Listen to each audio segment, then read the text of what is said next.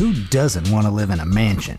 The glamour, the privilege, the amenities, and all that space. Sadly, the vast majority of us will never be able to afford one, unless you know where to look. And so long as you're willing to put up with some unusual conditions, and in some cases, a few uninvited housemates. The following are 10 picks for mansions no one wants to buy at any price. Number 10. Granot Loma.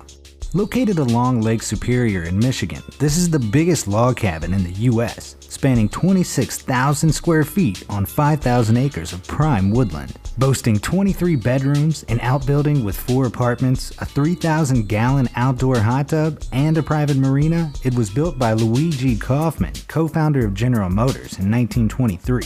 Put on sale in 2015 for $40 million, it's a steal since it's fully furnished and is listed on the National Register of Historical Places. For that price, you can have the most amazing house in all of Michigan. Aside from the plentiful statues, paintings, fake teepees, and Amerindian bric-a-brac, well, just look at it. This is absolute proof that having money and a flair for business doesn't necessarily equate to having good taste, which probably explains why, as of July 2018, they're still trying to get rid of it for $20 million at a whopping 50% discount. Despite this irresistible offer, there are still no takers, probably because most people with that kind of money actually have good taste. Number 9. The Watcher Home. Most people hire others to watch their home while they're away. However, in Westfield, New Jersey, there's a family who have their house watched over for free, but they're not happy about it. It began in June 2014 when Derek and Maria Broadus bought their 2,800 square foot home with 6 bedrooms, 4 bathrooms, and 4 fireplaces for around $1.4 million and spent another $100K on renovations. Despite this, they never moved in. Why? Days later, they received a letter from someone claiming to be the Watcher. My grandfather watched the house in the 1920s and my father watched in the 1960s. It is now my time, it said. More letters arrived threatening their children, so the Broaduses tried selling the house, but their story became headline news, scaring everyone off. In 2015, they sued the sellers, but that went nowhere, so they relisted the house for $1.25 million, gave up, and rented it out in early 2017. After the tenant received another threatening letter, the house was back on the market for $1.2 million, but still no takers, because who needs a stalker? Number 8. Party Penthouse. They say New York is a city that never sleeps, and this particular townhouse apartment embodies that statement perfectly. Located in the heart of Manhattan's luxurious Upper East Side, this gorgeous apartment has a 2-story greenhouse, double-height ceilings, a catwalk overlooking the sunken living room, and a roof terrace. It was a famous party pad for the rich and famous in the 70s, frequented by the likes of Jacqueline Kennedy and Andy Warhol. Designed for famous fashion designer Roy Halston Frowick, it was later put up for sale in 2011 for $38 million. Since then, its price fell to $24 million and still no takers despite an almost 37% discount. Why? Well, Halston, who died of AIDS, had interesting tastes. He was famous for bringing in male sex workers and feeding them steak as a form of foreplay. So far, so good, but it didn't end there. He was also into bestiality, and who wants to be associated with that at any price? Number 7. Historic Montclair House.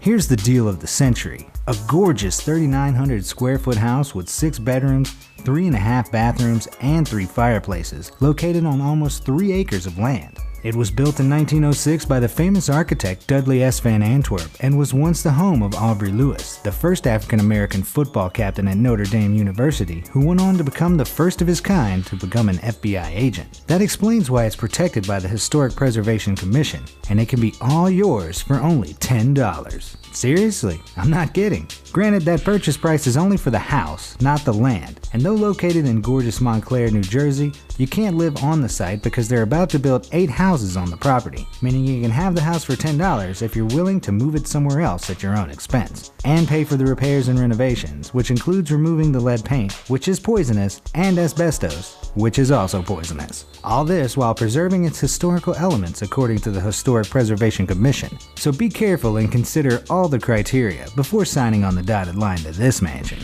Number 6. Pillars Estate. This mansion was built in the 1800s in the Greek Revival style. Located in Albion, New York, its owners spent 11 years restoring it to its original splendor. Just look at those lions at the entrance. It's a 7,200 square foot home with 6 bedrooms, 3 full baths, 5 gas fireplaces, a parlor, library, and ballroom. all on 6 acres of land. Its original asking price was $1 million in June of 2015 and reduced to $499,000 as of 2017. That's just a tad short of a 50% discount. Turns out the problem started during its costly renovations. The owners began seeing a child's face peering at them from a basement window, but when they checked, there was no child there. A worker also swore that a child spoke to him when there was no one there. A woman was also seen in a bedroom, and footsteps had also been heard on the stairways. Perhaps the owners might want to spend a little more on an exorcism. Number 5. Charming Forge Mansion. Located in Wilmersdorf, Pennsylvania, a portion of this colonial-style mansion was originally built in 1749 along the Topolhocken Creek. It was historically restored in 1994, but with modern amenities. The result is a gorgeous 7,800 square foot home complete with 7 bedrooms, 4.5 baths, 7 working fireplaces, a carriage barn that can serve as a 4-car garage, and a stone building that can serve as a guest house. All this on 48.52 acres of land. Worth several millions of dollars, right? Actually, no. You can have it for only $825,000. Turns out the original owner, Henry William Steigel, had a temper before dying on the property in 1785. They say you can hear him slamming doors and storming up and down the stairs. Others claim to have seen the body of a headless man roaming the property, while still others have seen and heard a young woman crying in an upstairs bedroom. Charming? Yes. Spooky? Absolutely. Number 4. Anne Starrett Mansion.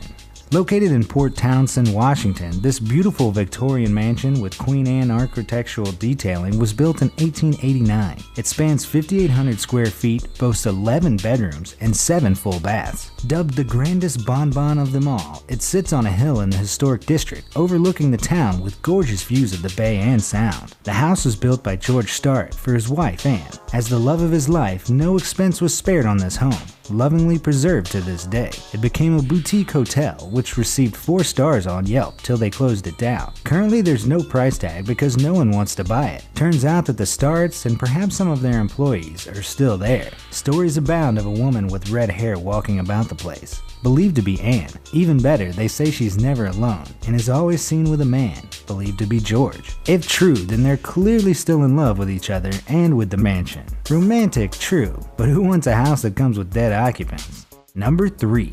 S.K. Pierce Mansion. Located in Gardner, Massachusetts, this house was built in 1875 by Sylvester K. Pierce, a successful chairmaker. This gorgeous Victorian home boasts 6,700 square feet of space, with 10 bedrooms, 3 baths, 11-foot-high ceilings, marble fireplaces, and all the original windows, doorknobs, hinges, and floors. And no, it doesn't cost millions of dollars. You can have it all for only $329K, far cheaper than an average 3-bedroom house in the US. Why is it so cheap? Well, it's pretty famous. For being the most haunted house in all of Massachusetts, that is. There have been 7 known deaths reported in the house, including a strangled prostitute. No surprise there, since the house once served as a brothel. Throw in a little boy who stares out a front window, a servant roaming the halls, disembodied voices, and things being moved about, and you get this haunted mansion, which is featured in several shows devoted to paranormal activity. One ghost hunting team allegedly recorded voice saying, "Squeeze every throat," which could explain the prostitute and its undesirability. Number 2. The Priestley House. Located in Canton, Mississippi, this gorgeous Georgian-style house was built by Dr. James Priestley in 1852. It has 4 bedrooms accessed by a grand staircase, complete with a period kitchen, 4 bathrooms, a formal dining room, a music room, parlor, library, office, sleeping porch, pool, terrace, and greenhouse, all in peak condition on an acre of land. It's conveniently located a block away from central Canton.